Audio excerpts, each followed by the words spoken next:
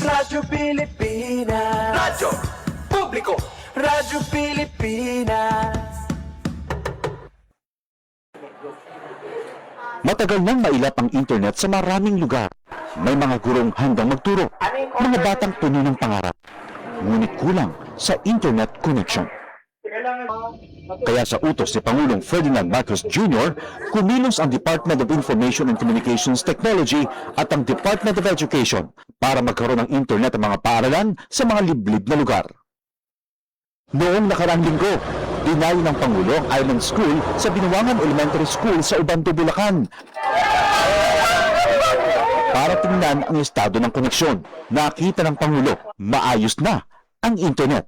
May laptop at tablets na ngayon na dati mahirap makarating sa mga isla at liblib na komunidad. Ang buong budget ng DepEd na napapakinabangan ho ng lahat ng stakeholders mula Batanes hanggang Tawi-Tawi. Maging mga paaralan sa Basilan, dinayo ng DICT at unti-unting nagka-internet ngayon. Kasama po namin si Secretary Henry po. I'm the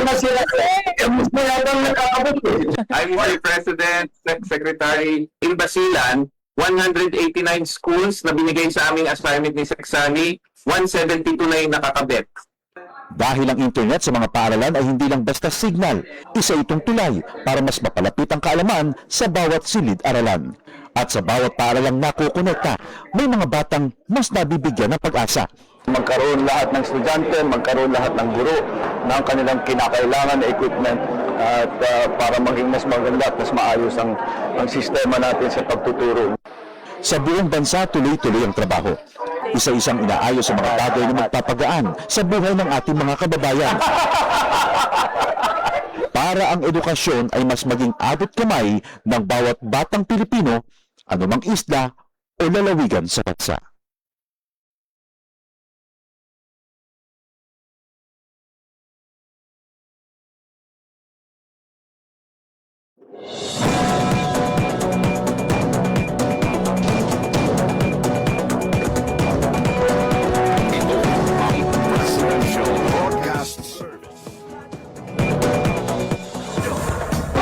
Ng bagong Pilipinas para sa bagong Pilipino. Naghahatid ng mahahalagang balita at impormasyon na guugnay ng pamahalaan sa sambayanan. Tulay sa himpapawid ng serbisyo publiko. Radyo Pilipinas. Radyo Publiko. Ang boses ng Pangulo. Sa Iloilo. Radyo Pilipinas. 585 AM. Philippine Standard Time, las 9:05.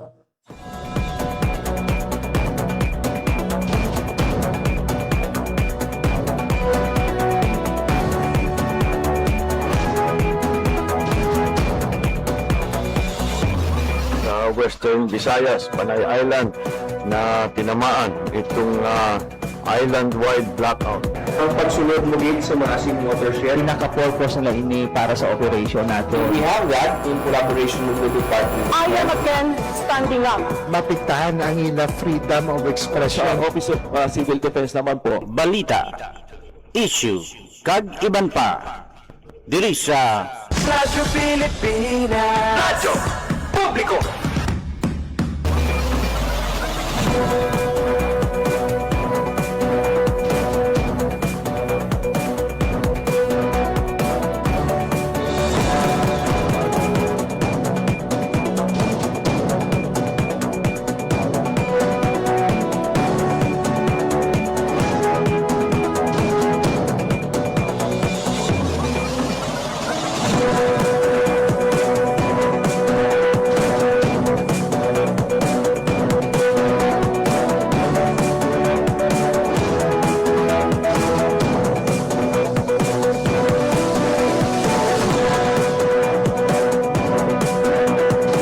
Good morning mga kabyanan. Mayong agad sa mga nakatune din, subong ya diri sa Radyo Pilipinas Iloilo.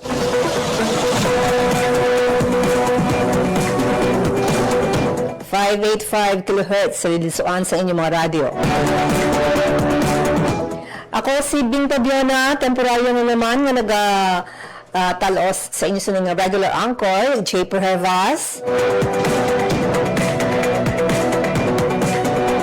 Subong nga aga sa ato sa nga pagpangalagad, madamo naman kita sa nga paghahambalan, particular sa bahin sa Halao River Multipurpose Project Stage 2 and siyempre from the National Irrigation Administration.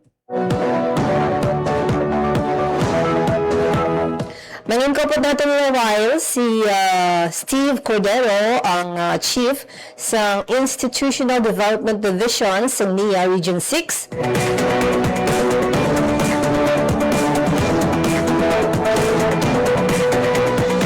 Kag mangingkopod man natin sa later on no, sa ato sa pagpangalagad si Juvie Benliro, ang OIC sa Department of Trade and Industry, Guimaras.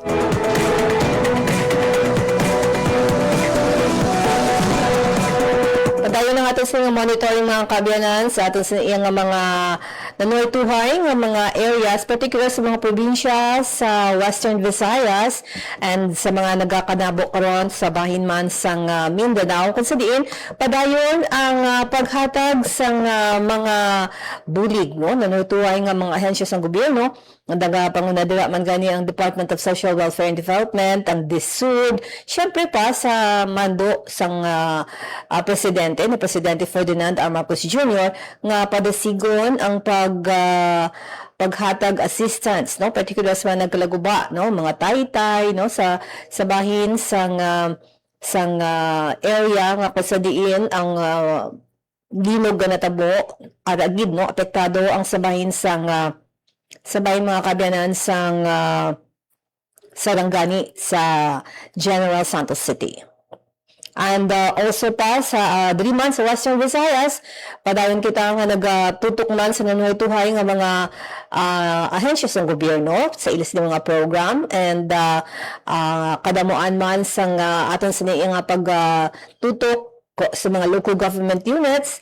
Pag ang ginapanghandaan mga kabiyadan tomorrow, ang Independence Day ng Department of Labor and Employment, mayara sinisang paghahibaton nga job fair, no?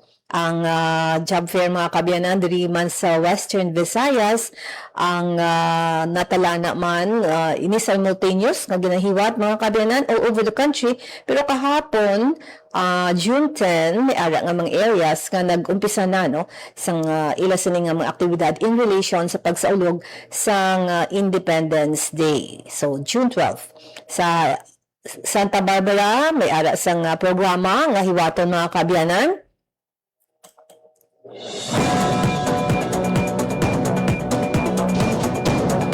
Pangunahan nila sa local government units sa Santa Barbara sa idalom ni Mayor Superficial Dennis Superficial. Kasi di inti pa nagapangandaan na nila. Also, suporta sinis ang Iloilo Provincial Government under Governor Arthur Defensor Jr.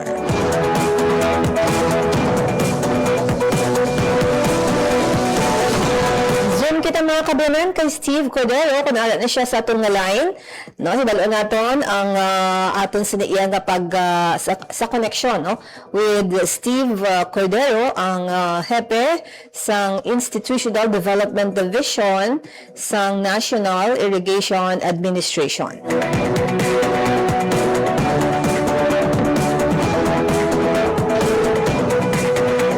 Later on, no, manami lang kayong atong sinaiya nga connection through Zoom kita sa duha naton ka mga dinapit subong iya nga agas aton sinaiya nga pagpangalagad ang aton sidi online na si Steve, no, so sa aton nga pagkuha sang aton sinaiya nga nga pagpanamiya mga kabiyanan. Steve, good morning.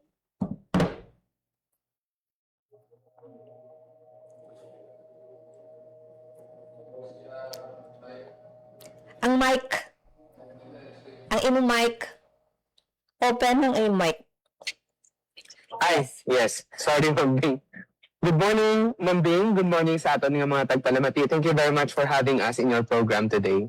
Yes, medyo madugayan man kitang kapakikangot sa imo, pero luwig naton nga hibaluon lang update down niya. And syempre pa, no, ang forecast ng El Nino nga kasadiin na mangin grabe this year, no? And ano na ang update sa project particular sa Halo River Multipurpose Project and mga iban pa nga mga programa karon sa NIA. Steve? Yes, Ma'am Bing. Una-una, gid ang aton nga implementation sa Halaor River Multipurpose Project Stage 2, Ma'am Bing, padayon sa gihapon. Ang aton subong nga ginatrabaho amo ang aton nga irrigation component, kung sa diin ang aton nga highline canal kag main and lateral canal sang aton nga ginaasikaso. Ma'am Bing, malipay gid kami nga mapabalo sa inyo nga as of April 2026, ang atong overall physical accomplishment ara na sa 83.13%, and sections ng aton nga highline canal halin sa 0 plus 90 to station 37 plus 564, amo ni siya ang ginaobra subong sang aton nga contractor. Kag mga aton sini nga target nga within this year ang ining section sang Highline Canal matapos na naton, and at the same time ang nabili naman naton nga section sang Highline Canal halin sa 37 plus 564 hasta sa 80 kilometers, Ma'am Bing, na na-award naman ni naton sa aton nga local minor contract. Kag nakaumpisa naman ang aton nga local minor contract sa pag-mobilize ng ilang mga equipment para maumpisahan nila ang ilang nga pagtrabaho. So overall, Ma'am Bing, on schedule ang atong implementation para sa atong target na completion date, which is end of 2027, tanan naton nga irrigation component fully completed na and magiging operational. Siguro Ma'am Bing, sa kadugayon nga wala kita naka-update, no, isa sa mga major nga mga milestones naton sa JRMP2 ang aton nga zone 1, Ma'am Bing, dito sa may bahin sang Kalinog, may ara na kita nga area, particularly sa barangay Abado, Aglibakaw, sini nga mga barangay sa Amambing, niyara kita dira nga naka-third cropping na nga mga farmers kay sila ni ang mga part sang initial nga 500 hectares na ton Mambing nga nahatagan sang irigasyon. So amo gyud ang isa sa milestones naton, first time ini nga natabo sa sini nga barangay nga may third cropping kita nga nakatanom sila apisar nga summer or dry season sa nagligad. So may tubig nga nakalabot sa ila bangod nga ang tubig nga nihalin sa aton nga Alibunan River Catch Dam, Mambing. So mo isa sa major naton nga milestone sa JRMP2 in terms of the delivery sa aton nga benefits. In terms naman, Mambing, sa aton nga gina-anticipar nga strong El Nino, sa aton sa project implementation, sa challenge always, Mambing, is ang weather condition, no? Para ang ating nga pagtrabaho ga-involve sang excavation sang duta, pag-handle sang concrete or sang semento, pagbalas.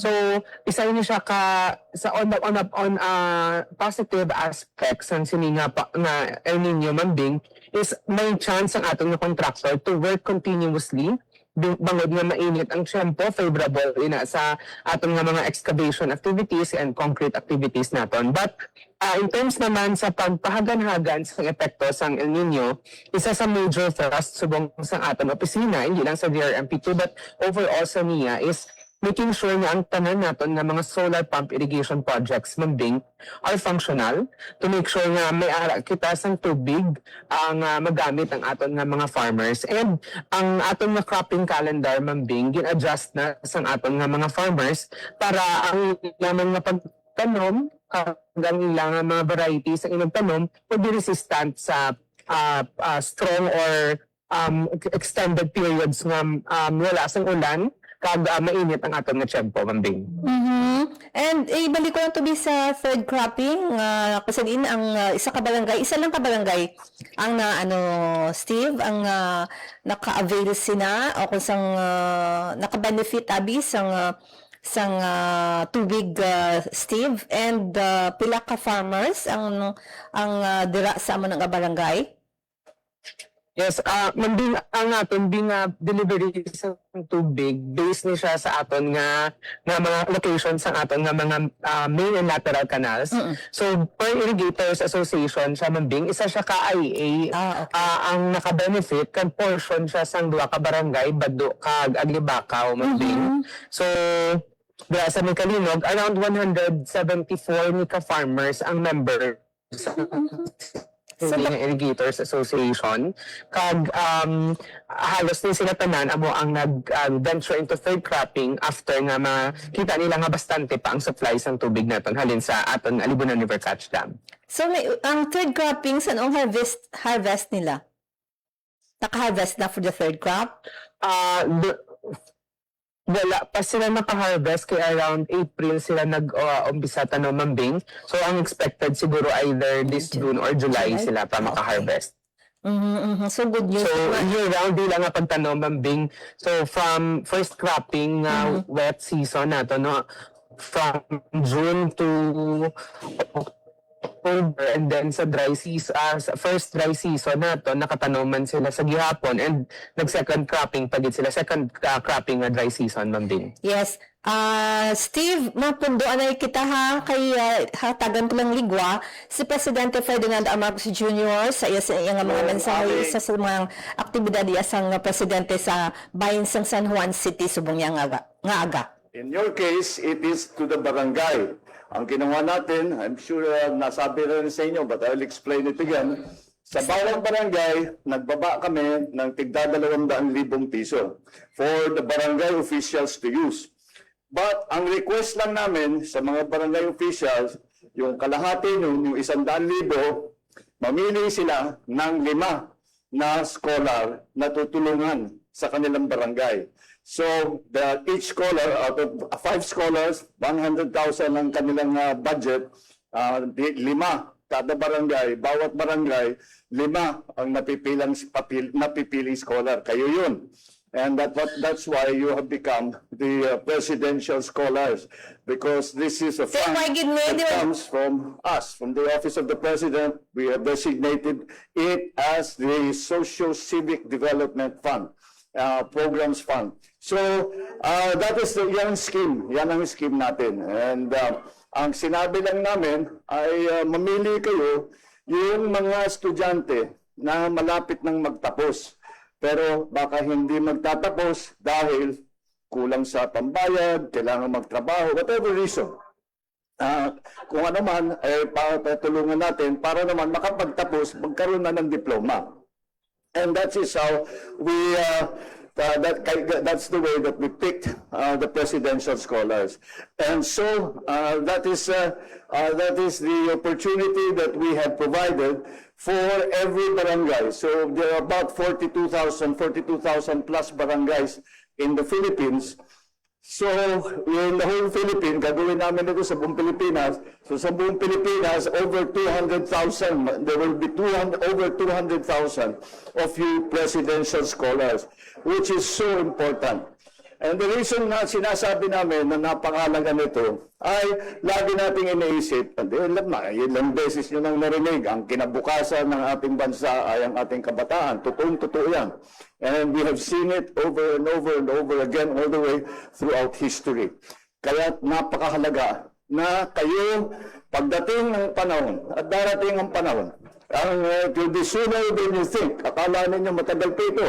It will be sooner than you think, where it is time for you to be the ones to run this country. Kayo ang magpapatakbo ng Pilipinas. And I'm not talking about government alone. I'm talking in all the different sectors, in private business, in education, in government, in all the sectors, kayo na ang magpapatakbo. Kaya napaka-importante na kayo ay handa na maganda na ang training ninyo, maganda na ang pinag-aralan ninyo. At ito ay biyaya talaga ito. Ang edukasyon ay biyaya. Na dahil it is a treasure. It is a wealth that you will never lose ever until the day you die. Yan ang talagang pinaka-importante rito. Kaya't mapakanibangan nyo sana ang tulong na binibigay namin para kayo ay maging handa pagdating ng panahon. At alam naman natin, kapag kayo ay may magandang pinag-aralan, malaking tulong ito sa inyong pamumuhay, sa mga sarili ninyo, sa pamilya ninyo, sa komunidad ninyo, at sa ganung paraan sa buong Pilipinas. Kaya't huwag niyong kakalimutan gaano kahalaga ang edukasyon. huwag niyong kakalimutan, kaya't mag-aral kayo na mabuti, pagsagaan ninyo talaga. Dahil ito ay kayamanan na maibibigay namin sa inyo, na hindi na makukuha sa inyo, hindi na malulusaw yan, hindi na maaagaw yan, wala nang pwedeng magnakaw sa inyo yan. Habang buhay ninyo, araw-araw ninyo magpapasalamat na nagkaroon kayo ng magandang edukasyon. So, work hard, study hard, and magkita tayo pag may hawak na kayong diploma. Okay, thank you. Maraming salamat po.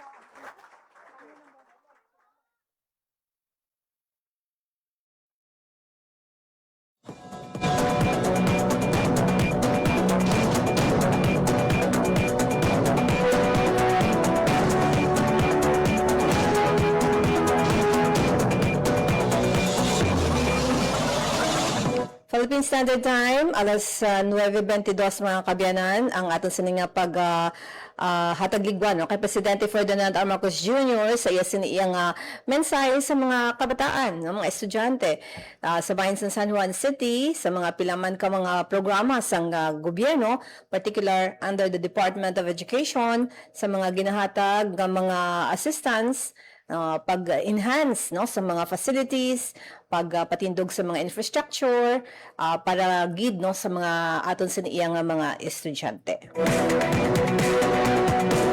Kahapon gani si Presidente Ferdinand R. Marcos Jr. nagpangunaman sa sining o kung nagbisita sa mga area nga sa diin naghatag sang nagtan-aw sa mga epekto sang dinog dito sa bahin sang General Santos City. Ara na si Linyata ang aton sa diyang pakigangot liwat nautod ka ina ang aton sa diyang line with Steve.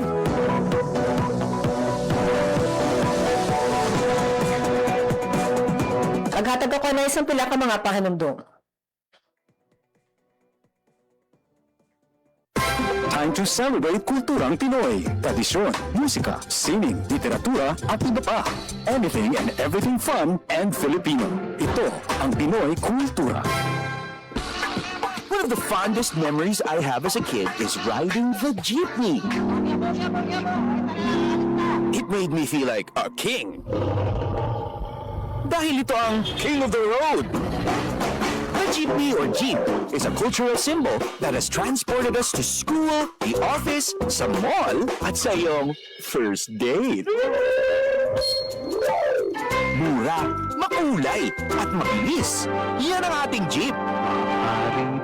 Maaari bang umusog-usog ng konti? Sakay na! Yan ang Pinoy Kultura because our culture is cool. Sa bawat pag-alis ng isang OFW, may pangarap. Pero may takot din. Takot na sa pag-uwi. Wala pa ring kabuhayan, walang kasiguruhan. Pero nagbago ang kwento. Sa pagsisimula pa lang ng Department of Migrant Workers, maliwanag ang direksyon ni Pangulong Ferdinand Marcos Jr. Itaguyod ang National Reintegration Program. Ito yung program ng Department of Migrant Workers para tuloy-tuloy ang tulong sa kahit nakauwi na yung OFW, ay may tulong pa rin sila natatanggap sa pamahalaan. Sa kanilang pag-uwi ay dapat ganap ang tulong at suporta, hindi mga government agencies na magkakahiwalay, hindi sanib puwersa. Mula sa mga training para sa pag-empleyo at pagninegosyo, binubuksan ang mga oportunidad na dati sa ibang bansa lang natatagpuan. Last week, personal na binisita ng Pangulo ang iba't ibang training na ibinibigay ng DMW, tulad ng negosyo ng soap making sa Laguna.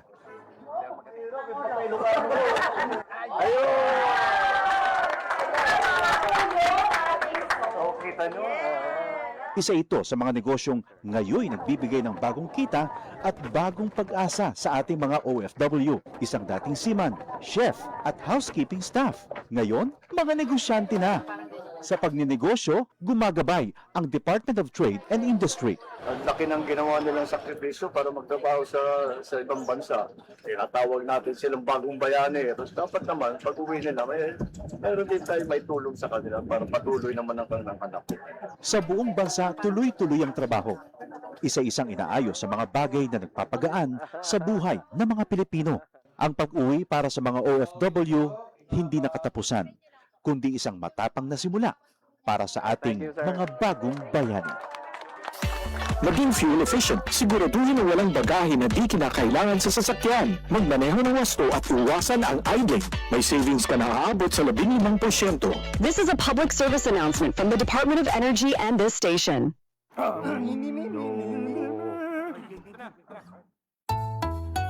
Ang sumitsik ay pangmangmang, ang sumipol ay panghunghang, ang babae sa lansangan, huwag iritan kundi igalang. Pare, ang catcalling ay isang uri ng sexual harassment. Di biro ang sexual harassment at di nakakamacho ang pang-aabuso. Huwag iritan kundi igalang. Isang paalala mula sa Philippine Commission on Women at ng himpilang ito. Time to celebrate kulturang Pinoy. Tradisyon, musika, sining, literatura at iba pa. Anything and everything fun and Filipino. Ito ang Pinoy Kultura. Flight PR 1043, now boarding. Hey, that's us! Vacation, here we go! Always love flying the first and oldest commercial airline in Asia, our very own flag carrier, Philippine Airlines. Dreaming of love while cruising at high altitudes. Did you know this track was specifically made for Philippine Airlines back in the 70s? Composed by Jose Marichan.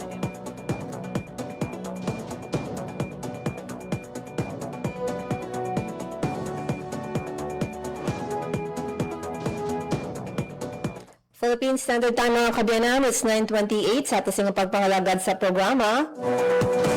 Hindi na nato nini ma-accommodate no ang ating sininga pagpakigangot kay Steve mga kabiyanan, pero mag-follow up kita sa iya sa ibang man nga mga oras. Ang ating sininga nga pagpakigangot naman sa bayan sa DTI Guimaras, si Ma'am Juvie Benlero, ara siya sa ating line via Zoom kita mga kabiyanan. Ibalo natin bala ang pinaka-latest man nga ginabantayan nato no ang export na no sa bayan sang DTI mga kabiyanan, ang ating siniyang pag hibalo no kung pila ka tonelada ang ma-export kay may awa sila nga pinaka-latest nila nga nakuha mga kabiyanan is napadala no or export sa bahin sang Guimaras pakadto sa Europe no ang mga syempre pa ang sweetest mango ina sang Guimaras mga kabiyanan. So kung ara siya sa aton nga line ang aton sining pagpakigangot sa kay Ma'am Juvie Benlero, OIC sa Department of Trade and Industry sa Guimaras mga kabiyanan. Hibalon tani ang pila sa mga produkto sa Guimaras. Yes. Ma'am, good morning. Good morning. Yes, ma'am. I would like to say thank you, ma'am, for accommodating us for this radio interview and video interview. Kahapon, ma'am, no, nag-start.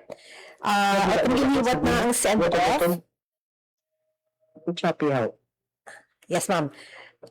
Okay, ma'am, akong sulod sa imo dira sa batian mo ako ngayon, ma'am. Yes, ma'am. Okay. Okay, sige. Kay kahapon, giniwat ang send-off sa Guimaras mangoes sa Europe. Kag paano bala ini nalabot nga kadalagan?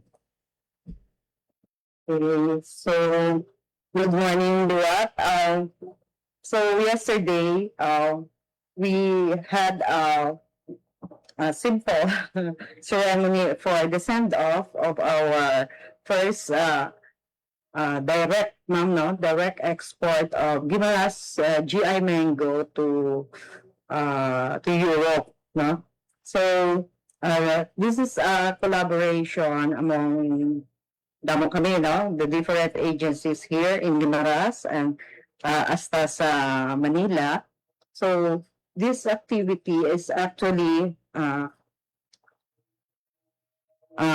the result of various collaboration because we wanted to bring the the famous Guimaras mango to the other parts of the world. So we have a project that we call the mangoes to the world. No, this is another part of our local project also here, which we call the mangoes to the metro. So the mangoes to the world is actually was conceptualized last year in collaboration with the Department of Trade and Industry in the Supply Chain and Logistics Group, no, under the leadership of Undersecretary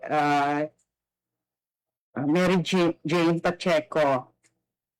So we had a series of meetings wherein we planned to help the Guimaras mango to reach the other parts of the world directly, so that the export would be directly credited to the province of Guimaras. No? Because before we do indirect export of our mangoes, and until now we do it before this final direct export.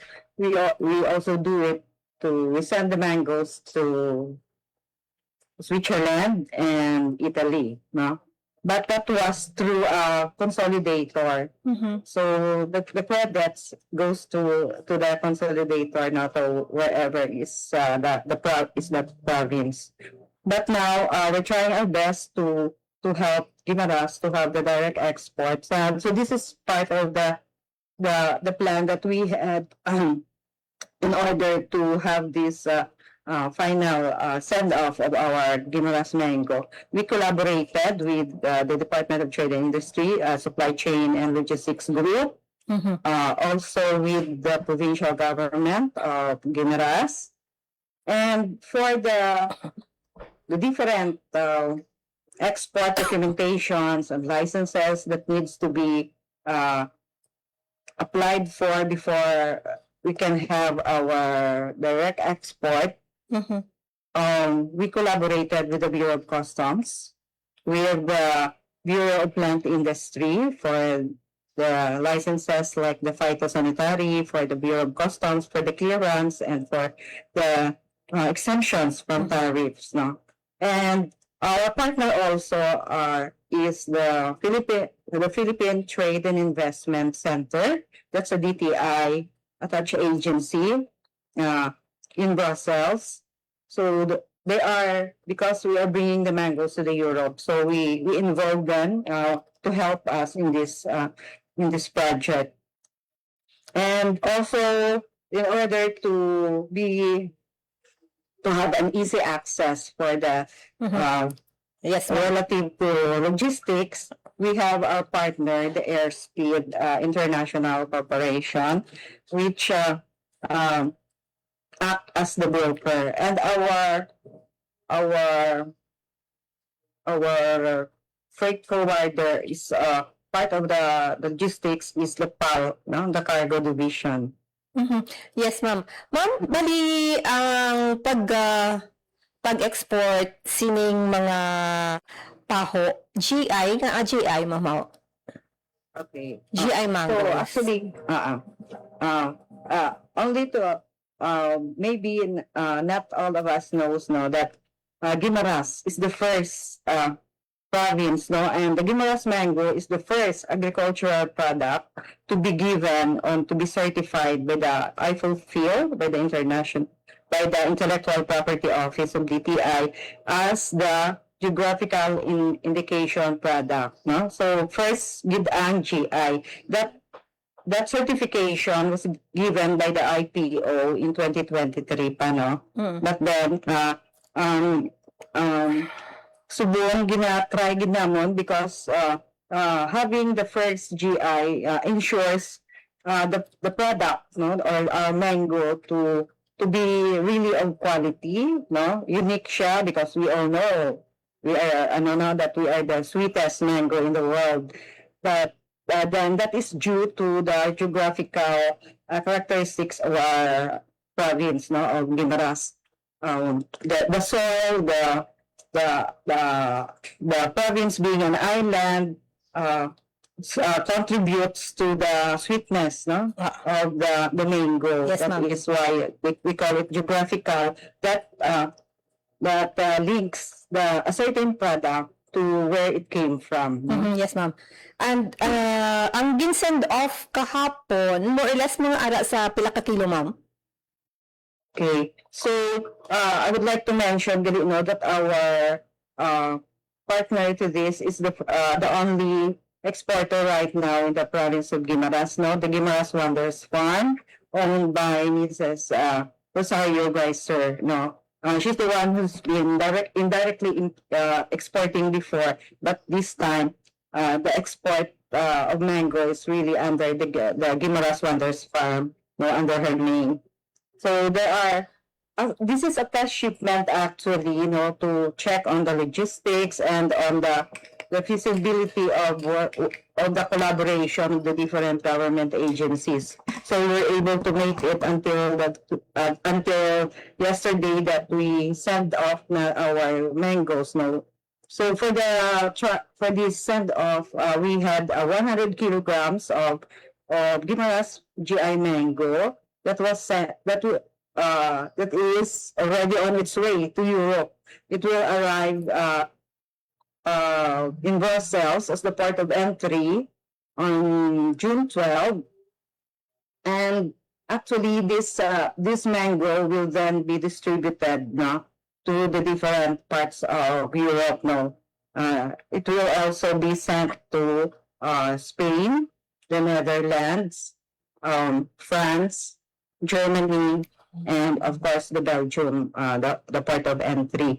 So this is in coordination with the Philippine Trade and Investment Center. So they are the consignee for now, and because we are taking because actually we have the upcoming Philippine Independence Day, and the different embassies have their celebration done during this period. So these mangoes will be showcased to not only to the embassy people of those countries, but also they will be invited mga businessmen and other government people there in Europe. No, so the mango of Guimaras will be showcased there. And we are hoping that they would really get the taste of the Guimaras mango, and through that they can promote our product to the different markets there in Europe. Yes. Ma'am, may ano pa ko, damo pa ko nga pamangkot sa imo, pwede gid na makastandby kita anay, no? Magabalik kita, maghahatag na ako sa pila ka mga pahanumdom. Okay, ma'am. Thank you. Ang reception. Mabuti kayo, sabi ko, nung namimigay ako nitong tablet, sabi ko, anong grade kayo? Anong grade kayo? Anong grade kayo? Grade 5? Grade 10 na? Nung nakatira pa kami dito sa San Juan, wala kami mga tablet. Bakit ngayon mabuti pa kayo? Pero napakahalaga yan, very important. At dahil kailangan talaga na ang edukasyon natin ay pagandahin natin ang sektor ng edukasyon para sa ating mga kabataan. Ngunit ang una na dapat nating tulungan para maging maganda ang sistema nating edukasyon ay ang tulong na ibinibigay natin sa mga guro. Dahil alam naman natin na nasa kamay ng ating mga guro ang kagandahan ng ating education system. In other words, kung ang kabataan ay ang pag-asa ng bayan, ay nasa kamay ng ating mga guro ang pag-asa at ang kinabukasan ng buong Pilipinas. Kaya tayo lahat po ng tulong, mga teacher natin, lahat po ng tulong na maaari namin ibigay, binigay na po natin, ibibigay pa rin natin yung mga teachers allowance na for the last 2 years na i-release na natin lahat. At yun din, yung na kumuha pa tayo, dinagdagan natin ang teacher natin, at yung mga guro ay ang pinangako ko nung nakarang taon, nung nakarang zona, ay walang magre-retiro na teacher 1 mula ngayon. Kaya na-promote na ang ating mga guro. Sa ating mga kabataan, ay gamitin ninyo lahat itong mga dala namin at lahat ng tulong na binibigay natin sa ating mga presidential scholars, pagbutihan ninyo. At ito, ang kagaya po, nandun po yung mga ibang presidential scholar na kausap ko, ay sinabi ko sa kanila, ay pakinabangan nila yung ating scholarship na fund na binigay sa kanila upang sila ay maging handa pagdating ng panahon na sila na ang mga leader ng ating bansa, ng leader sa gobyerno, leader sa negosyo, leader sa lahat ng bagay. Sila na rin na magiging teacher, sila lahat ng bagay ay kailangan handa na ang ating kabataan. And that's why binibigyan natin, tinutugunan natin ng gusto, binibigyan natin ng diin na pagandahin ang educational system. Ngunit, alam ko naman, dahil ito ang ginawa po natin dito ay nagtulungan ang national government at saka ang local government. At maraming magagawa ang local government at national government kapag nagsasama, magandang coordination ng national government at saka local government. Ngunit dito lang yata sa San Juan nakita ko lahat ng public school na estudyante may rubber shoes. Meron yung iba may tablet pero may nakita may rubber shoes at saka yung hard hat. Kaya congratulations sa ating mga local officials sa kanilang magandang trabaho at sa kanilang pagtugon sa education, pagtugon sa ating mga estudyante, sa ating mga guro upang pagandahin ang ating educational system para tayo lahat ay handa para sa kinabukasan, ng magandang kinabukasan para sa ating minamahal na Pilipinas. Kaya boys and girls, enjoy your new toys, pero hindi lang laruan yan. Makalaking maitutulong yan para sa inyong pag-aaral. Kaya yung isang bata, tinatanong ko wala pa hindi pa niya, hinahanap na yung password. O, bibigay sa inyo yung password, huwag kayong mag-alala. Totoo, kung hindi pa kayo nakapaglagay ng password, tuturuan kayo kung paano mamili kayo. Isipin na ninyo kung ano ilalagay ninyong password. Yung madali nyo maalala. Huwag nyo para hindi nyo makalimutan. Pero huwag nyo ipapakita doon sa iba. Kasi bubuksan nila kung ano ilalagay doon sa tablet ninyo. Alam na niyo yun. mas kabisado ninyo yan kaysa sa amin. Sanay na sanay kayo dyan. Kaya gamitin ninyo na mabuti. At mag-aral kayo mabuti para maganda ang kinabukasan ninyo, para maganda ang kinabukasan ng mga pamilya ninyo, para maganda ang kinabukasan ng ating bansa. Nasa kamay po ninyong lahat. Boys and girls, thank you very much and study hard. Be good, follow your teacher, and be happy. Thank you.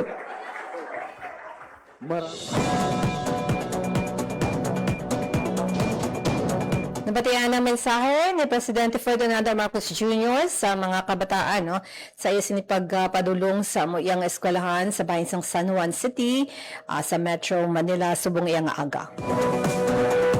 Kung ada pa sa line sa atin sa iyang pagpakig-angot sa kay Ma'am Juvie Benero, Ma'am, nahatagan ko lang ligwa ang mga pagpahayag ni Presidente Ferdinand Marcos Jr. subong iyang aga sa bahinsang San Juan City. Yes, Ma'am. Ang imong ginahambang ako sa DNT ang mga naga-suporta nga ahensya kag ang sabahin man sa Gimaras nga makadayon nga mag-send off sining 100 kilogram na GI mangoes from Guimaras. And bali until when ni siya, ma'am, regular na iniayhan ang pagpadala sa mga paho dito sa Europe. Okay. So, good morning again. So this export collaboration is being done with the different agencies, like as I said kaina sa Department of Trade naton diri sa Region 6 kag sa Guimaras, And of course, helping us or collaborating with us is the DTI, Supply Chain and Logistics Group, who really help us a lot in this endeavor. Also helping us is the Philippine Trade and Investment Center in Brussels, which is now they are the one facilitating the entry of our Guimaras Mango in Europe. And of course, for the facilitation of the permits and licenses relative to export, our partners here are the Bureau of Customs here in Region 6, the Bureau of Plant Industry, Region 6, and of course in the province of Guimaras, and the provincial government of Guimaras. No? So our partners also in the logistics, the Airspeed International Corporation, which acts as the broker, and the Plow Cargo Division as the company that bring or the plane, no, that brings the mango to Europe. So with this, we are paving the way actually, no, for Guimaras Mango to be directly exported to the different parts of the world. So try out sa buong ang Europe, but then this doesn't mean sa Europe lang kita, no? As I said, we are paving the way para ang Guimaras Mango can reach the different countries, no? And may mga ano na kita gani nga actually sangnay na una pa siya gani ang aton pagidgali nga Guimaras Mango nga gipadalaman sa Hong Kong. No, and this is also in collaboration with the government agencies nga gin-mention pagina kag sa aton mga Philippine consulate, no, sa embassy naton dito sa Hong Kong, which sila ang recipient dito, but the mangoes were received by our contact na importer dito, Miss Carmen Lau, who really came here sa Guimaras, San Similan, no, nga Manggahan Festival, and coordinated with us because she wants to bring Guimaras Mango to Hong Kong because as she said, damo kuno sang mango man dito sa Hong Kong pero wala sang Guimaras. Kad ang Guimaras Mango gid ang ginapangita kuno sang ila dito nga mga buyers, no? So that was a very good news nga nabatian namon sa iya. That's why after that, no, when the province of Guimaras mentioned that they wanted also to bring the Guimaras Mango to Hong Kong, so we collaborated na lang para we can have a trial shipment. And this is also to check kung kumusta bala ang logistics ta. And we are very glad to inform everyone nga ang aton nga mangga ang gipadala sa Hong Kong sa June 9, nag-abot na kagabi sa June 10. So that was really a very fast nga support sa aton nga logistics through the Airspeed International Corporation ag Plow Cargo. Ang aton lang gid nga bottleneck diri subong is that wala kita sa airline or wala kita sa direct nga ship nga Flight. mga airlines, no, like ang Cebu Top or ang Philippine Airlines kay wala dira sa Iloilo International Airport sang aton ginatawag nga airline banded customs Yes, ma'am. banded warehouse. Yes. So pinanglad na. So magluwas man sa pahaw, may mga ara pa kamo mga products dra sa Guimaras nga target nga ibiyahe man abroad, pinaagi sa inyo nga bulig. Okay. So Guimaras, aside from the fresh mango naton, we have different, no, nga mga mango-based products nga gina-process, no, like aton nga mga dried mangoes, we have sang aton nga mga serafina, sa aton mga kasoy, ang mga dragon fruit nga mga products like ginsang ubra sila mga jam, no, mga marmalade kag mga candies, no? So actually through our collaboration also nakapadala kita sang dried mango sang March sa sa the Netherlands, no? Because the another exporter was also invited by the DTI Supply Chain and Logistics Group kaging facilitate namon nagkadto sila diri sa February to check on the possibility of bringing mangoes to the Netherlands. So actually ang send-off naton ceremony is daw kumbaga sa bunga man sa to sa pagkadto diri sa aton importer from Netherlands. Kag ang aton nga dried mango actually nakagwa na siya ina siya sa Coco Mocho Mango Farm, no? Napadala natin ina sa Netherlands sa March. So with that, no, we have proven na hindi lang sa fresh nga mango ang aton pwede ipagwa.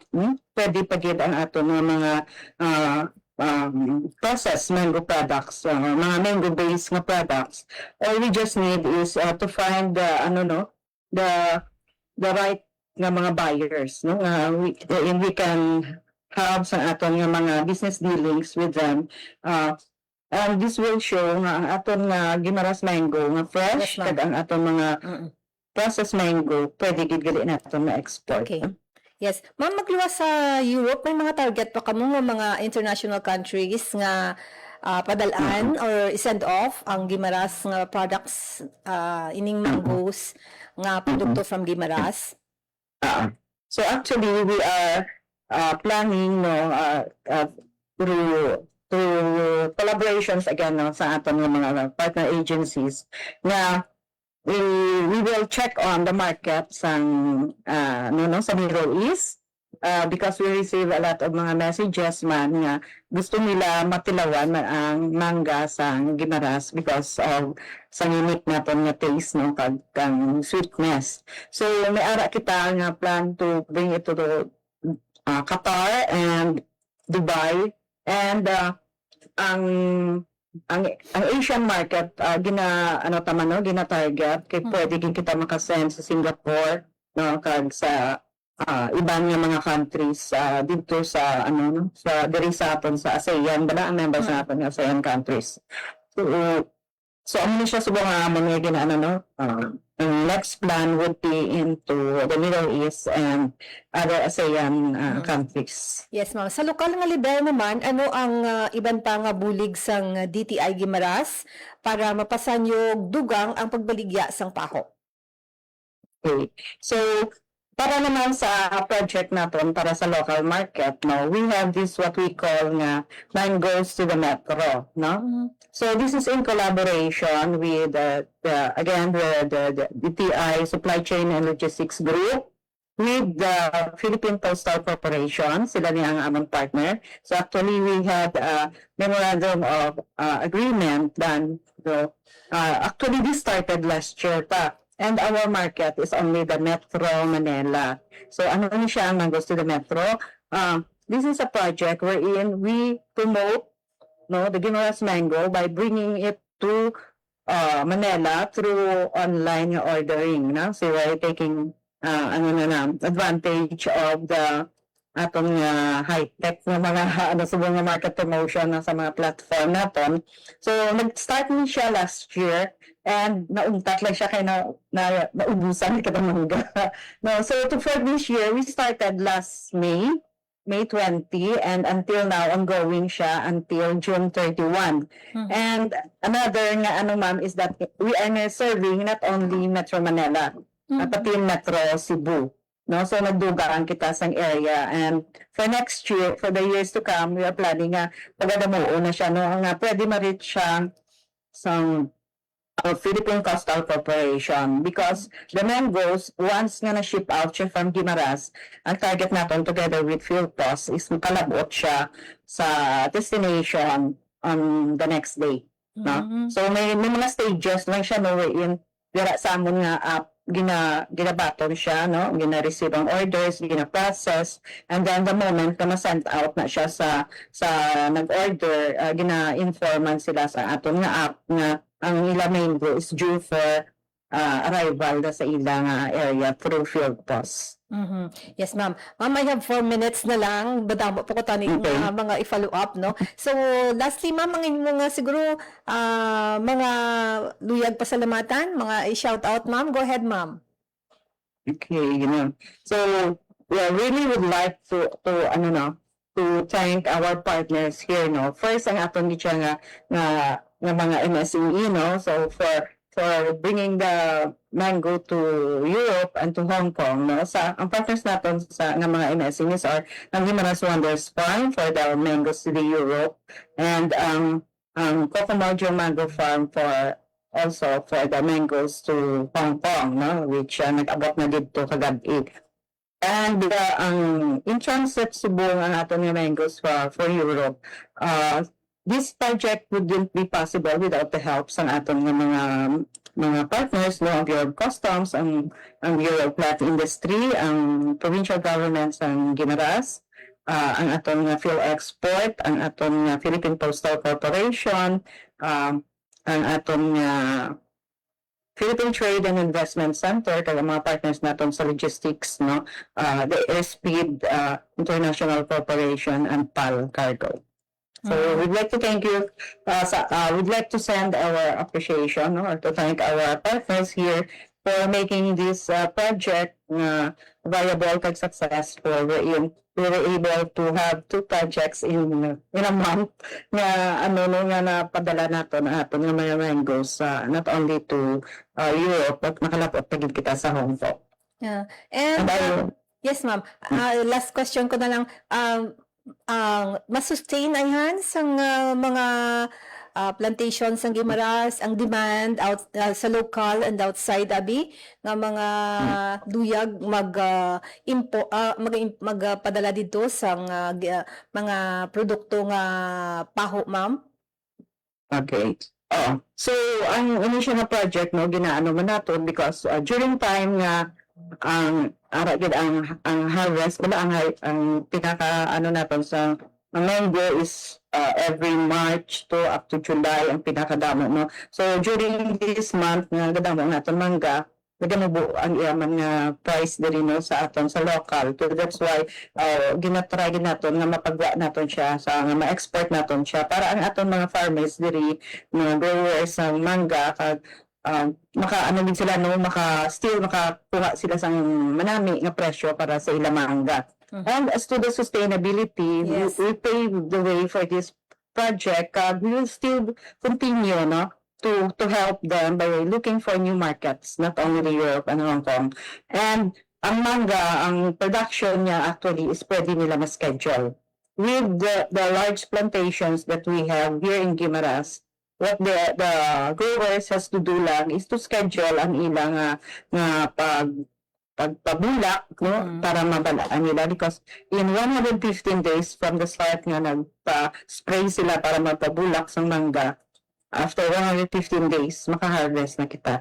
So ang mga idol po nga mga plantation sa mangga, pwede gid naton dayon mabuligan nga mag-start na sila liwat nga ipaganaho nila ang ilang mga plantation kay as of now dami pagit sa mga mango plantation nga mabal naton nga idol. And may project ang aton provincial government na buligan sila, no, nga ma-rehabilitate ang mga mangga sa Guimaras kay as of now ang aton dira nga mga production hindi na siya 100%. Kumbaga kung sa aton na capacity, no, wala pa gani kita magtunga sa pwede naton i-produce kung i-rehabilitate lang naton ang mga kamanggahan diri sa province ng Guimaras. Yes. Ma'am Juvie, thank you gid, ma'am, for informing, no, kag sa mga update man tuhoy sa mga programa sa budig sang DTI dira sa Guimaras, sa mga association o kun mga tag-iya, no, sang mga nagatanom sang paho. Thank you gid, ma'am, and good morning. Thank you, good. Yes, batian mga kabiyanan, si Juvie Benliro, Officer in Charge sa Department of Trade and Industry sa Guimaras. Wala na kasong oras mga kabiyanan sa atong sinipagpangalagad sa mong iyang edisyon sa programa Balita Issue Kagiban pa sa Radyo Pilipinas. Mga partner ko sa technical side sa studio, Alan Defante, sa bayan transmitter si Rochelle, si Pipoy Magallanes. Ang ato siniyang pagtalos temporaryo sa inyo sining anchor, regular anchor sa sining programa, JP Hervas. Japes, thank you gid sa inyo siniyang paghatag sa akon sa panahon for this edition, June 11, 2026. Pilipinas, salamat. Ako naman si Bing Pabiona. Maayong aga. Balita, issue, kag iban pa. Diri sa Radyo Pilipinas. Radyo Publiko. Radyo Pilipinas. Ang inyong tulay sa himpapawid ng serbisyo publiko. Ang Presidential Broadcast Service, Radyo Pilipinas, Radyo Publiko. Radyo Pilipinas. Radyo Publiko. Kinilala ng pang-international at prestigyosong Asia Pacific Broadcasting Plus Awards 2025 para sa kategorya ng Government Streaming. Ito ay dahil sa epektibo nitong pagsasanib ng mga tradisyonal na media tulad ng telebisyon, radyo at print para masabayan ang mabilis na pag-inog ng mundo ng digital at social media tungo sa mas epektibong paghahatid ng mahahalaga at napapanahong mga impormasyon sa mamamayang Pilipino. Kinilala rin ang Radyo Pilipinas dahil sa patuloy na pag-akyat ng rating. Ngayon ay matatag sa pang-4 na pwesto sa Mega Manila ayon sa pinakahuling Nielsen Radio Audience Measurement Survey. At sa social media, nakamit ang mahigit 2,000% pagtaas ng bilang ng mga sumusubaybay sa Radyo Pilipinas page sa unang bahagi ng 2025. Patunay ito na ang inyong Radyo Pilipinas Radyo Publiko ay tunay na kaagapay ng inyong pamahalaan sa paghahatid ng serbisyo sa mga mamamayang Pilipino. Mula sa aming lahat, sa ngalan ng inyong pamunuan at mga kawani ng Presidential Broadcast Service, kasama ang inyong mga himpilan ng Radyo Pilipinas sa buong kapuluan. Maraming salamat po sa inyong lahat, sa inyong pagtangkilik at pagkilala. Radyo Pilipinas. Radyo Publiko. Radyo Pilipinas.